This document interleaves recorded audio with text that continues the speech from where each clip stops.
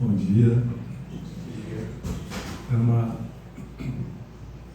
alegria muito grande estar aqui mais uma vez, nessa casa que tem nos acolhido com tanto carinho, pela oportunidade de conversarmos a respeito do Evangelho e com isso tentarmos fazer com que a nossa vida seja melhor. Eu tenho a convicção de que todos buscamos um tempo religioso para encontrarmos recursos de tornarmos a nossa vida melhor, mais feliz. E hoje nós vamos falar sobre família. Família corporal, família espiritual, desafios familiares. Caso alguém tenha algum desafio na família, acredito que a nossa conversa de hoje possa ser útil. Desde o Antigo Testamento, nós já vemos uma menção a essa questão. Quando Moisés coloca lá: honrai a vosso pai e a vossa mãe. Jesus ratificou, Jesus reforçou esse conceito várias vezes, como naquela passagem em que o mancebo, o jovem rico, chega para Jesus e pergunta o que é preciso para ganhar a vida eterna, e Jesus reforça os princípios, o que está escrito na lei. A lei era a prescrição de Moisés. Então, nós já podemos perceber que esse conceito, essa proposta de importância da família é algo até anterior a Jesus e que foi reforçado por Jesus.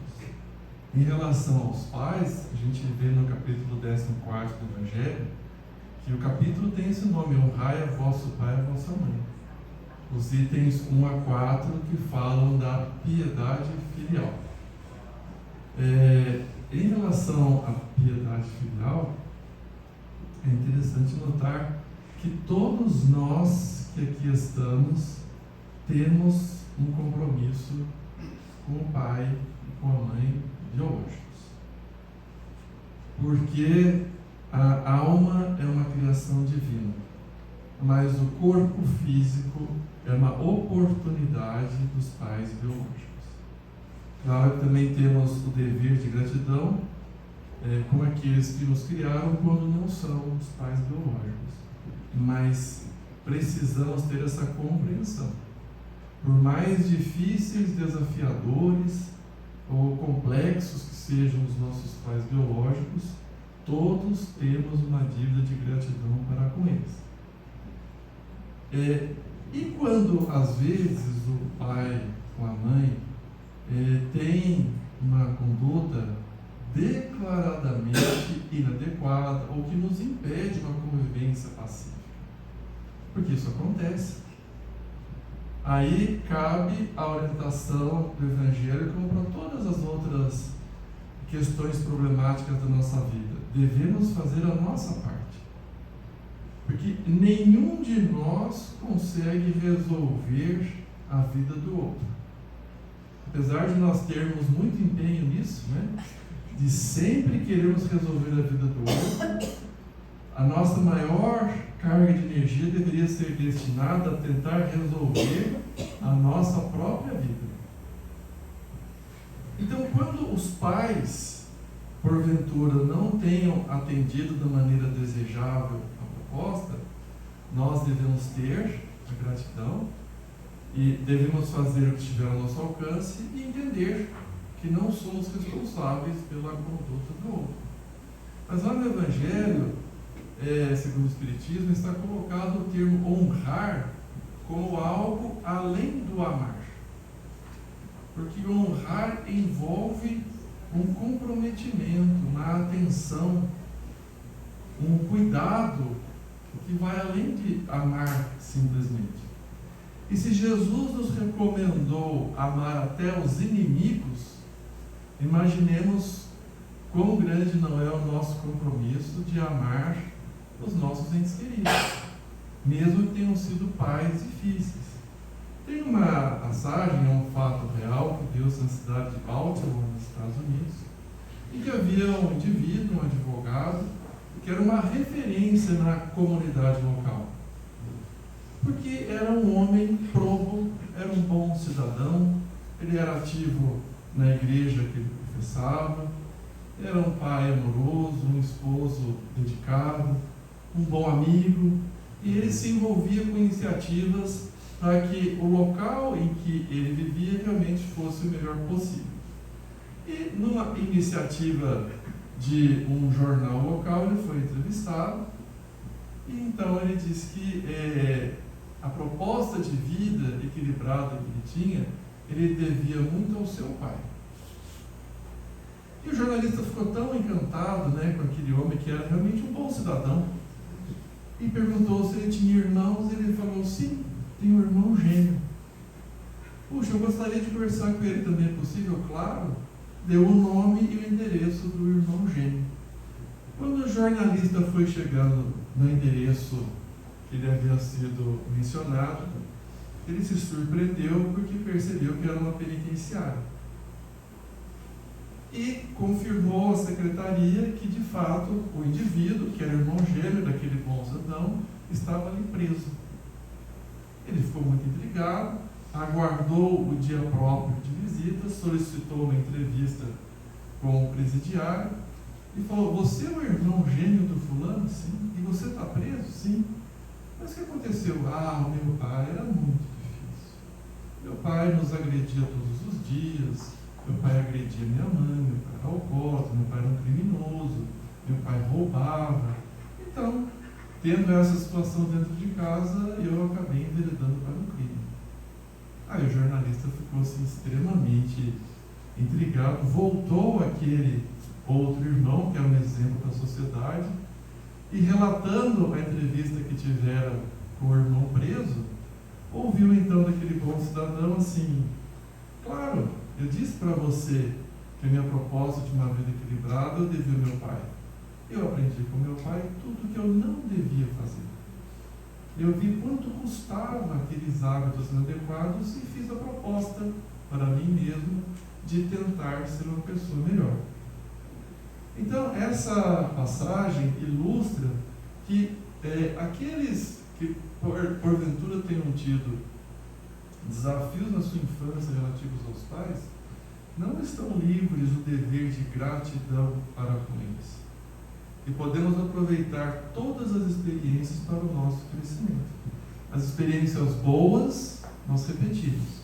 As experiências que identificamos inadequadas, nós evitamos. Tudo serve para o nosso aprendizado. Mas nesse contexto de família, além dessa parte que está no Evangelho, vale muito a pena resgatar uma definição clássica de família.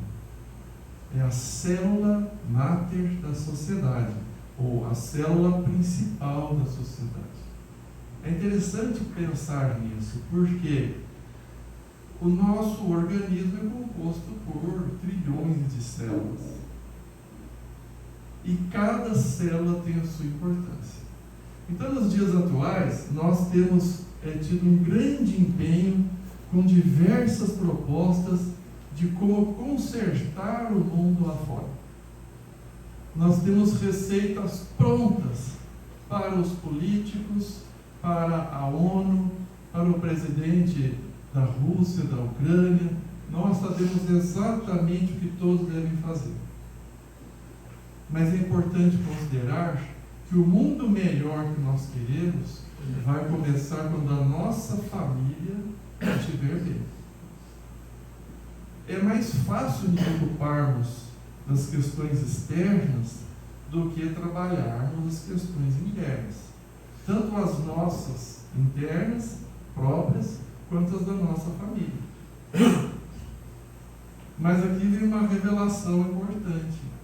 O maior compromisso das nossas vidas é a nossa família. Porque é através da convivência em família que nós alcançaremos o progresso moral que nos é necessário. Isso é algo muito importante. Nós estamos reencarnados para a evolução espiritual, para o progresso moral. Este é o propósito da nossa existência. qual é o recurso, qual é o contexto mais importante para que alcancemos o progresso moral? É a família. É muito mais fácil nós nos dedicarmos a atividades externas, a fazermos visitação no hospital, fazermos uma campanha de cesta básica, ajudarmos um amigo. Tudo isso é extremamente meritório, com toda certeza. Porém, se nós deixarmos de lado o nosso maior compromisso, é claro que estamos fugindo da demanda mais importante da nossa encarnação. Ah, Marcelo, você não sabe a família que eu tenho. Eu vou contar um segredo. Todos nós temos desafios na família. De maneira geral, talvez possamos dividir os nossos familiares em 3 grandes grupos. O primeiro grupo é aquele que tem ódio de nós. São os indivíduos que nos afrontam, que nos desafiam, que nos destratam, que nos provocam. E às vezes a gente se pergunta, o que eu fiz para merecer isso? Não é difícil descobrir. Que tipo de situação gera ódio? A traição da confiança, a corrupção, o crime. Então, esses que são muito difíceis no grupo familiar, normalmente são aqueles que nós matamos, que nós roubamos os bens, que nós traímos a confiança, que nós enganamos. E eles, claro, graças ao abençoado recurso divino do esquecimento temporário, quando nós reencarnamos, eles não lembram detalhes, mas eles pressentem que nós somos devedores. Tem um outro grande grupo, que são aqueles que têm mágoa de nós. Então eles não se encantam com a nossa presença, eles não se alegram com as nossas propostas, e parece que evitam a proximidade. Esses também são aqueles que nós roubamos, matamos, abandonamos, que já saíram do ódio, mas ainda não conseguiram restabelecer um vínculo melhor.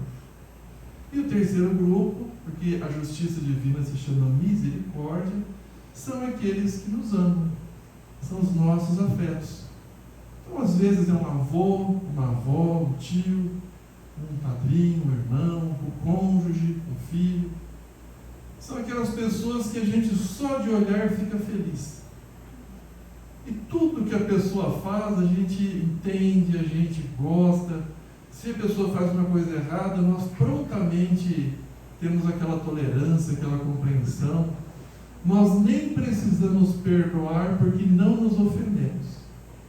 E esses são os vínculos afetivos que nós já trazemos de outras existências. Esses são a nossa sustentação. Mas é claro, é como quando a gente tem prova bimestral, na escola. Então tem provas bimestrais, semanas de prova. Qual matéria eu devo me dedicar mais?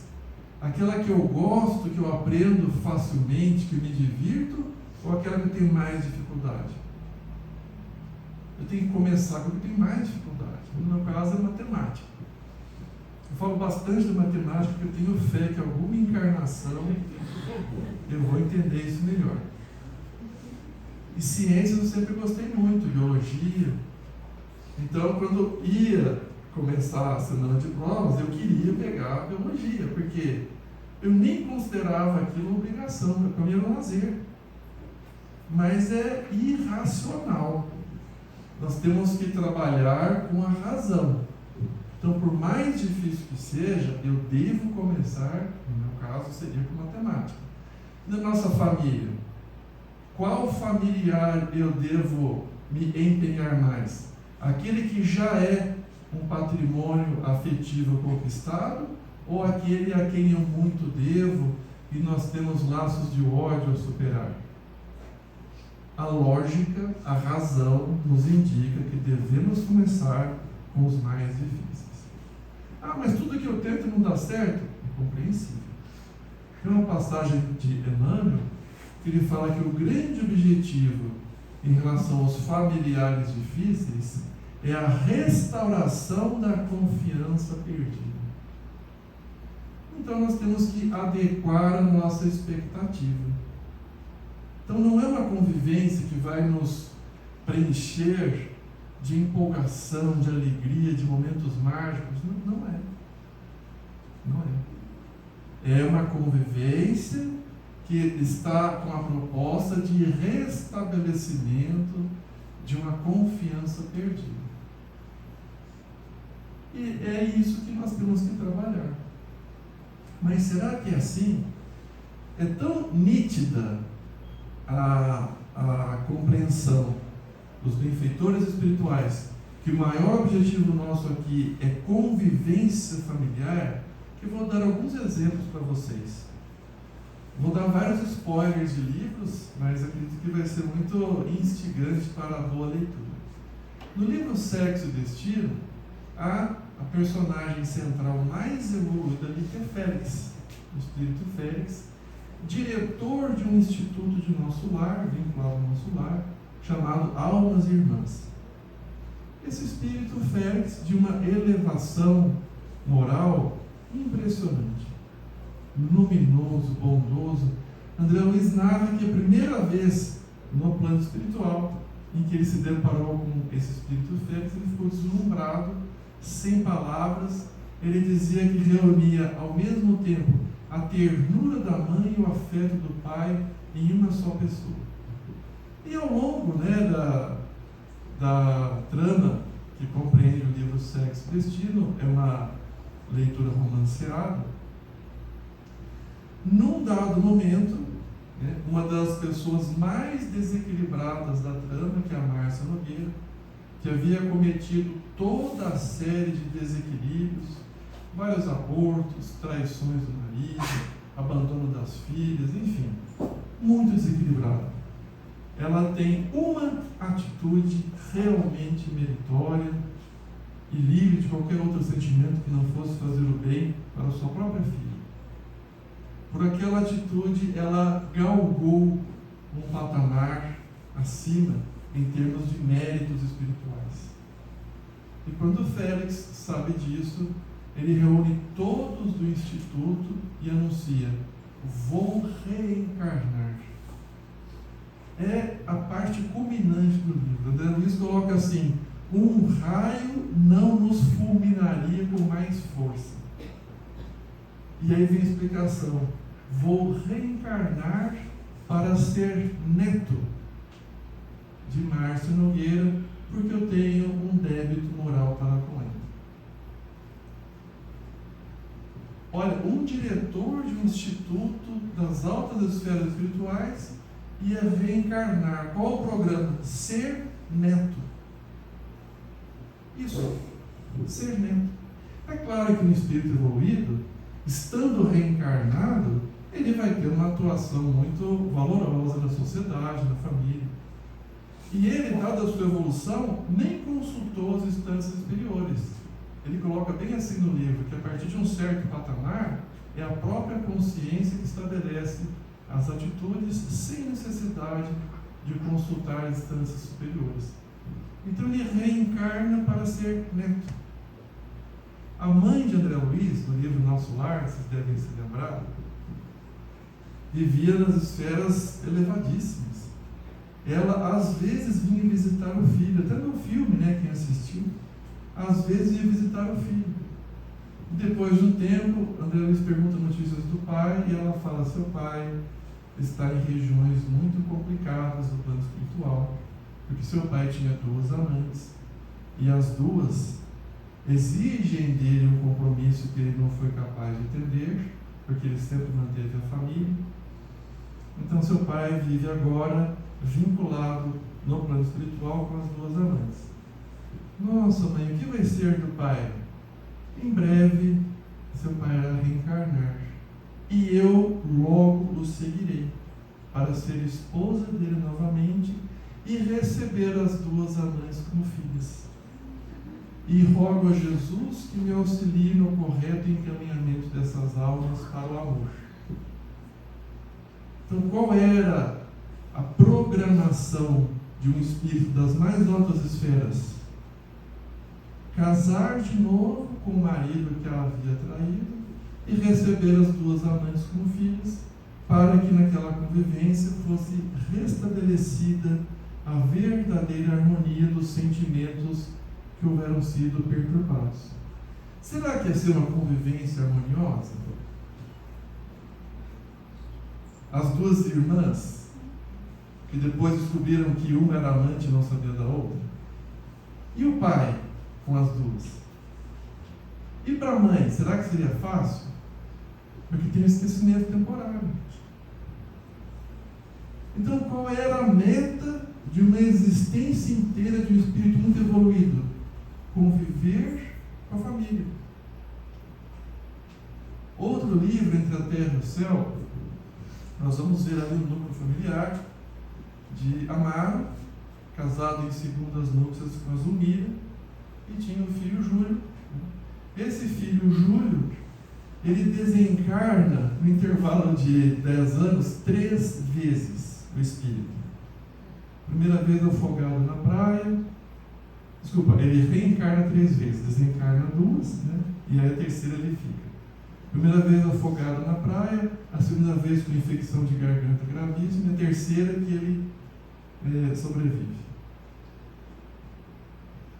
Quem era Júlio, Zulmira e Amaro? Amaro e Júlio haviam sido muito amigos, militares na Guerra do Paraguai, que tiveram um desentendimento severo por conta de Zulmira, que agora era a mãe de Júlio, esposa de Amaro, e por conta da grande decepção, Júlio havia tentado se suicidar uma vez, foi socorrido, tomou veneno, por isso o problema perispiritual da garganta que ocasionou a infecção, e a segunda vez ele conseguiu se suicidar se atirando no rio Paraguai, morreu afogado, ficou com complexos gravíssimos na consciência que acabaram resultando de maneira natural, pelas leis divinas, no afogamento que ele teve como criança. Qual era o contexto desses 3 espíritos? Conviver em família. Então, às vezes, é comum nós ouvirmos assim: minha família me dá tanto problema, se eu não tivesse tanta demanda, minha vida ia ser tão melhor. Olha, atrapalha minha carreira, minhas atividades de lazer, social. Na verdade, é o contrário. Nós reencarnamos para conviver com a família. Essas outras demandas existem, a parte do lazer, a parte social, do esporte. Deus permite, sabendo que não conseguiríamos ficar apenas com os deveres. Eu conheço um grande médico de Belo Horizonte, muito famoso, né? E, compreensivelmente, pelos seus méritos, ele tem vencimentos, né, financeiros bem importantes.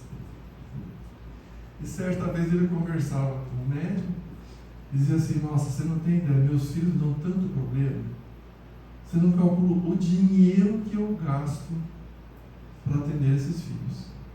Demandas emocionais, psicológicas, distúrbios de comportamento e assim por diante. E aí, conversando com o amigo que era médico, o amigo ficou quieto um pouco e falou assim: meu caro, eu estou captando aqui a mensagem do plano superior, que é assim: você ganha justamente tanto dinheiro para que você consiga atender seus filhos. Ou seja, era o contrário do que ele dizia, que os filhos davam uma despesa enorme e ele não estava feliz com tanto dinheiro, apesar do muito que ganhava, que ele tinha que despender com os filhos. Os benfeitores disseram: você justamente ganha tanto dinheiro para que consiga atender seus filhos.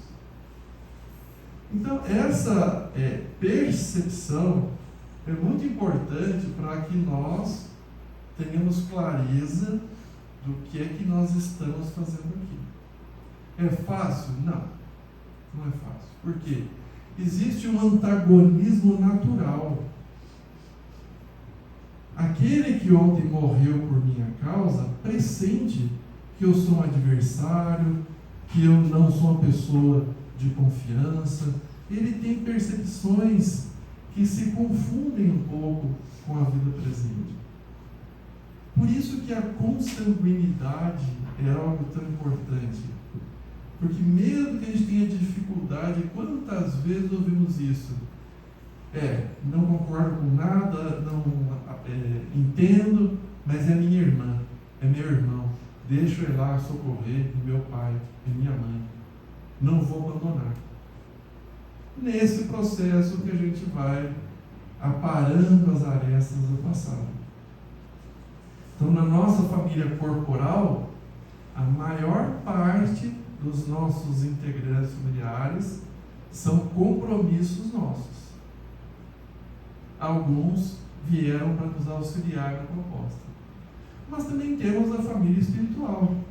O que é a família espiritual? É aquela por afinidade. É aquela que nós vamos identificando ao longo da nossa jornada por uma sintonia de interesses, por uma semelhança dos gostos e assim por diante. E isso é maravilhoso, porque isso nos dá sustentação para a nossa família corporal. Porém, é muito evidente que temos que prestar atenção na atual configuração.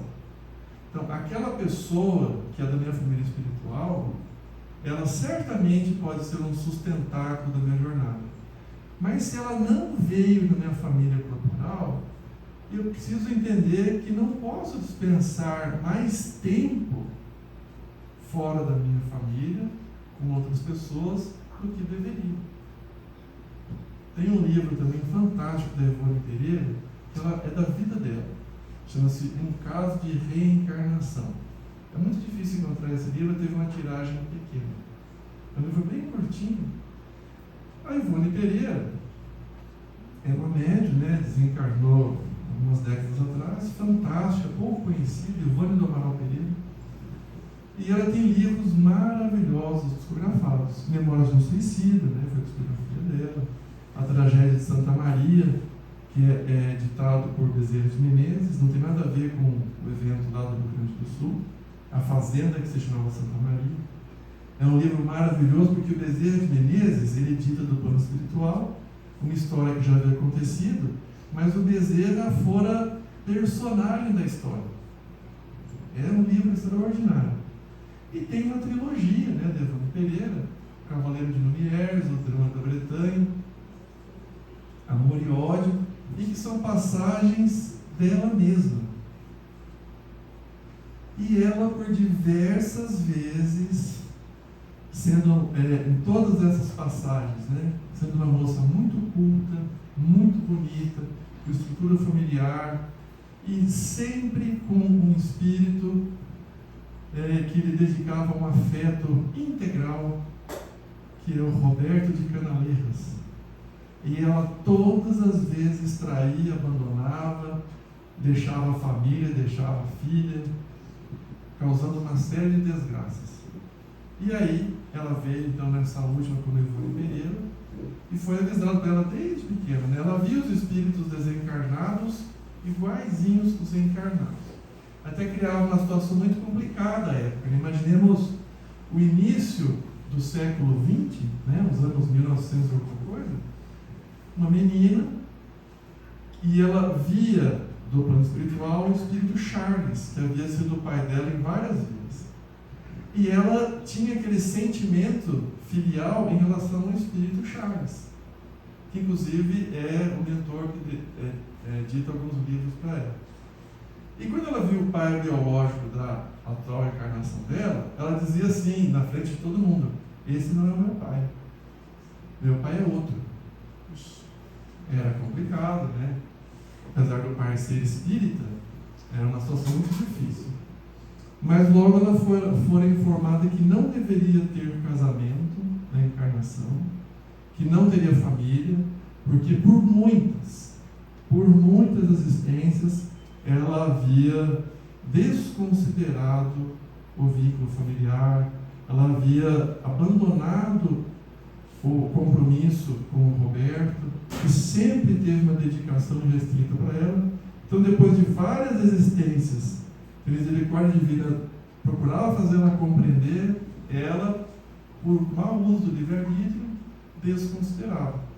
Então, foi explicado que somente com a privação ela poderia compreender o que ela havia abandonado voluntariamente tantas vezes.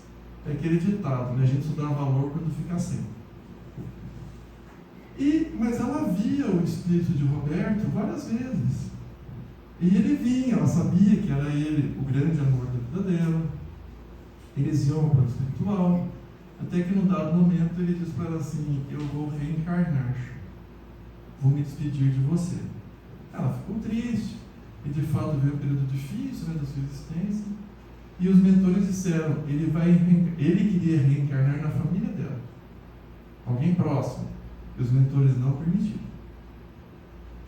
Os mentores disseram: vocês ainda não têm equilíbrio suficiente para essa convivência. Ele falou: você vai reencarnar bem longe daqui. E Ivone Pereira, ela era esperantista. Ela sempre gostou do idioma esperanto, estudava. É um idioma que tem a proposta de favorecer a universalidade. Depois ela já estava próxima dos seus 40 e tantos anos. Ela começou a estudar bastante Esperanto. E mais tarde ainda, né, ela, por acaso, um dia recebeu em Esperanto um cartão postal de Varsóvia, no Polônia. E ela disse que não soube explicar por que ela teve tanto interesse com aquele cartão. E começou, ela só coloca as iniciais no livro, porque foi uma pessoa que realmente existiu, né? As iniciais eram ZP. E ela começou a trocar cartas, né, missivas com aquele ZP. E era impressionante o entendimento, a harmonia que eles tinham. E depois de vários anos assim, ele era mais de 20 anos mais novo que ela, né? 24 anos aproximadamente mais novo que ela. Ele dizia que vivia um casamento muito infeliz, mas que com as cartas, né? Porque não tinha internet, não tinha celular, mas com as cartas dela ele tinha ânimo para seguir a vida. E um dia, o espírito Charles, que era o pai espiritual, o mentor dela, fala assim para Ivone: é ele, é o Roberto. E ele era engenheiro, muito bem situado no multinacional, e viajava o mundo todo. E um dia escreve assim para Ivone: estarei no Brasil, no Rio de Janeiro, que era onde ela residia. E a Ivone fala que foi a prova mais difícil da vida dela. Ela sabia onde ele estava, e Charles falou para ela assim: vocês não vão se encontrar. E ela falou que tendo todo o entendimento, sabendo que era o grande amor da vida dela, e ele querendo muito encontrá-la para trocar um abraço, Charles falou: você não vai. E aí ela disse que teve que mentir, falou que estava na casa de uma tia em Cuiabá. E ela coloca, né, esse desafio, essa dificuldade, porque era da família espiritual dela, mas não deveria ser da família corporal naquela existência. E ela foi firme, né? Ela falou que um dia ela não resistiu e telefonou para o hotel e falou com ele. E a gente pode imaginar o drama que foi, né? Mas ela foi firme no compromisso, porque ela sabia que essa existência que ela teve teria que ser toda dedicada ao bem, ao próximo, a servir, por causa de várias existências em que ela espontaneamente desconsiderou os compromissos assumidos. Então essa passagem mostra algo que, de certa forma, todos nós percebemos. É comum tenhamos fora do nosso núcleo familiar pessoas com as quais a gente tem uma imensa identidade. A gente olha para a pessoa e fala: puxa, eu simpatizei com ela na hora que eu vi. E tudo bem, perfeitamente. Podemos conviver, podemos interagir, mas lembrar que estamos aqui para atender justamente aqueles mais difíceis na nossa casa. E lembrar que se nós queremos um mundo melhor, nós temos que fazer o nosso lar melhor. E como é que a gente faz isso? Bom, a lição sempre vem de Jesus. Quando Jesus fala orai pelos vossos inimigos, podemos considerar que grande parte dos nossos inimigos estão na nossa casa. Mas eu penso que nós não deveríamos chamar de inimigos, que é um termo algo pejorativo. Aqueles que hoje nos querem mal são aqueles que ontem nós traímos. Então hoje nós temos que criar pelo menos um vínculo amistoso. Então, receita de Jesus: vamos orar pelos nossos familiares mais difíceis, todos os dias. Vamos marcar um horário, pode ser de manhã, de tarde, de noite, 5 minutos. A gente lê uma mensagem e vamos em pensamento conversar assim com Deus: meu Pai, com certeza eu errei com essa pessoa, com certeza.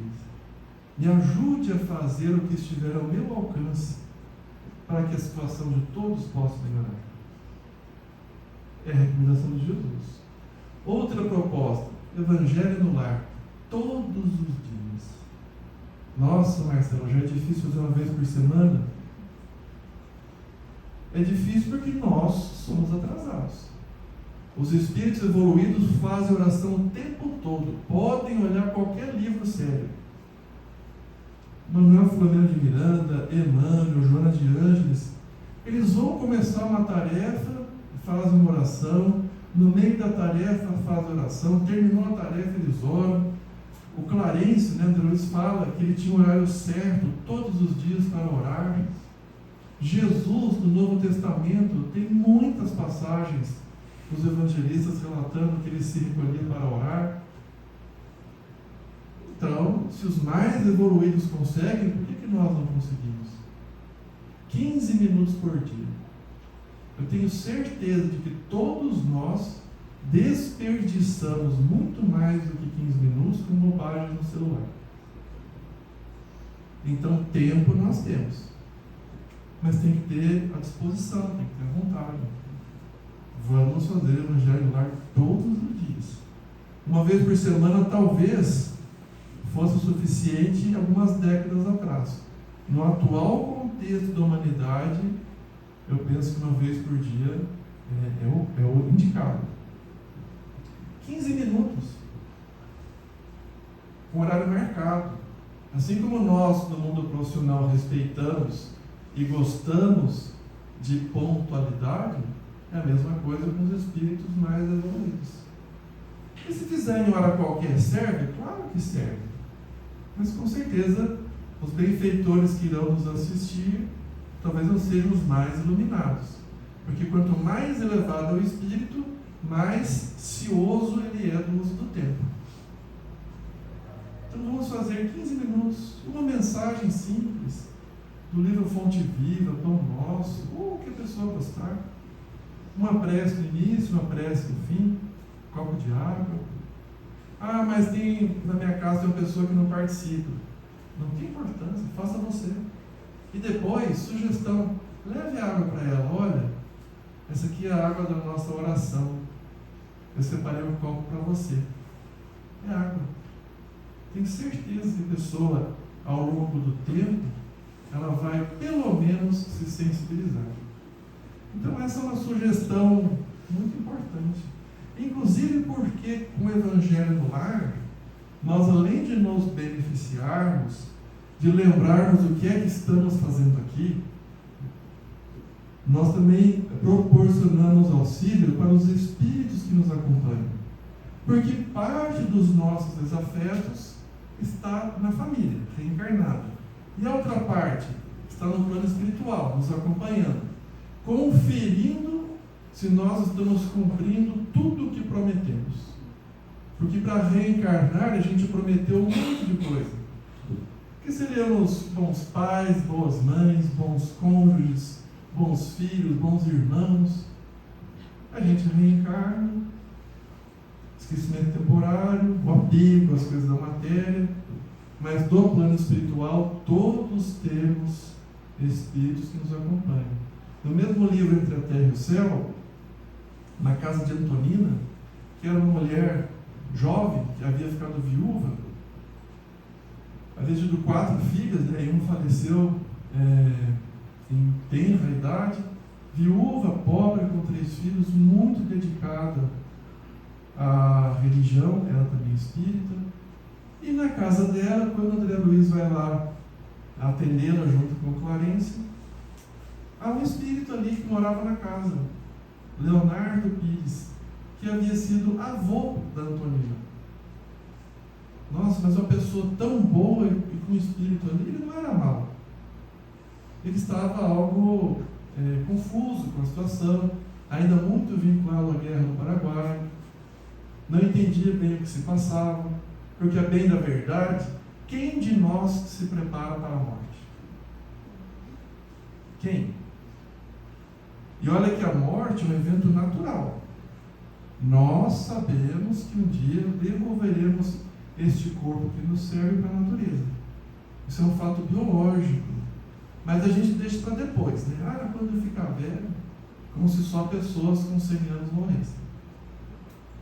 Então, Leonardo Pires não havia se preparado. E ao longo do livro, o que a gente vai percebendo? Por que Deus permitia aquilo? Será que teria acontecido um engano? Que o delivery de espíritos perturbados errou o endereço? Era para ter ido para o vizinho? E aí errou o endereço para na casa da Antonina? Claro que não. Antonina havia sido uma mulher que havia desrespeitado o compromisso amoroso com o então Leonardo Pires. Então a providência divina colocou ele ali junto, agora para a neta, porque ela tinha compromissos morais com ele. E de fato, ao longo das orações, ele foi se esclarecendo e foi atendido. Então, às vezes, as pessoas perguntam: eu não sei, está acontecendo umas coisas estranhas na minha casa, será que tem algum espírito ali? Eu estou com medo. E às vezes eu converso, né? Eu falo: não precisa ter medo. É certo que tem.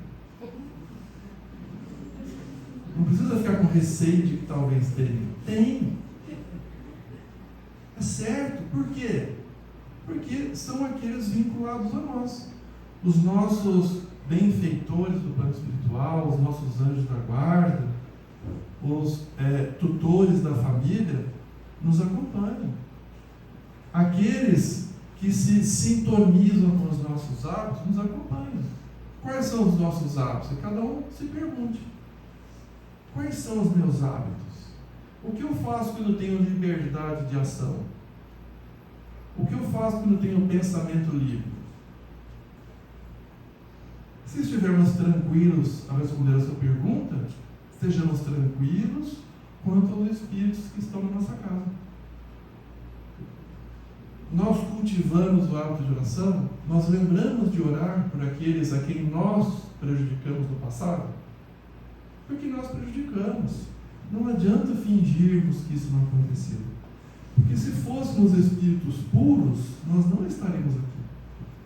Então é mais sensato considerarmos a realidade. Sim, errei muito, prejudiquei muitas pessoas, reconheço e quero tentar fazer diferente desta vez. Então nós vamos orar por aqueles que nos acompanham no plano espiritual, que nós tenhamos prejudicado, os que desejam o nosso mal, porque isso não vem de graça. Alguém, para abrir mão dos seus próprios objetivos e colocar como meta perturbar outra pessoa, tem uma razão séria para isso. Jonas de Ângeles diz que o ódio não é o contrário de amor. O contrário de amor é indiferença. Ódio é o amor enlouquecido. Então, quando alguém não se importa com outra pessoa, existe indiferença. Mas quando a pessoa tem ódio, é porque havia confiança e a confiança foi traída. Então, nós temos alguns desses na família, reencarnados, e alguns desses que nos acompanham no plano espiritual. Por isso a importância de orarmos por eles, fazermos o Evangelho no lar e termos atitudes que demonstrem a nossa vontade de fazer diferente. Quais são essas atitudes? Aquelas vinculadas à caridade. Não é por acaso que o lema do Espiritismo é: fora da caridade não há salvação. Porque com atitudes concretas para o bem, nossos desafetos aos poucos vão poder dizer assim: não sei não, parece que está querendo melhorar. Quem viu o filme do Divaldo Pereira Franco constatou isso. Aquele espírito obsessor, né, que se apresentava como uma vestimenta de padre, que o Divaldo, no livro O Semeador de Estrelas, em palestras, ele coloca que ele apelidou aquele espírito de uma máscara de ferro. Tão dura era a expressão facial dele. O Divaldo havia assistido um filme à época com esse nome. E era tão grande o ódio desse espírito que mais de uma vez Divaldo foi agredido fisicamente, porque esse espírito induziu pessoas invigilantes. O Divaldo quase se suicidou, se atirando do alto do elevador Lacerda em Porto Seguro, por conta desse espírito. E eu ficava impressionado, pensando: nossa, o Divaldo, ele já era um missionário do bem, já tinha noção do caminho, atendia as crianças, né? Divaldo adotou, no nome dele, 678 crianças. Um missionário, e tinha esse espírito que quase que colocou tudo a perder. E João de Anjos falava assim do Divaldo: não, esse aí você vai ter que conviver. Por quê? Divaldo o havia induzido ao suicídio 400 anos antes, e esse espírito entrou num sofrimento profundo. E compreensivelmente tinha ódio do Divaldo. E quem conhece a história, viu o filme, vai se lembrar que lentamente, depois de décadas, o espírito começou a abrandar um pouco a fúria da sua raiva, vendo as obras do Divaldo. E aí, o dia que o Divaldo acolheu mais uma menina abandonada, que viria a ser a mãe espiritual daquele obsessor, aí ele fala assim para o Divaldo: agora terás em mim um amigo, porque essa é minha mãe, e eu preciso muito desta encarnação dela para a minha redenção. Então vejam que foi na família, Divaldo adotou, foi na família que ele encontrou a redenção dele, pelo trabalho, pela prática da caridade. Então, oração, Evangelho no lar e prática da caridade representam a tríade da nossa sustentação moral no ambiente familiar, que é o compromisso da nossa encarnação.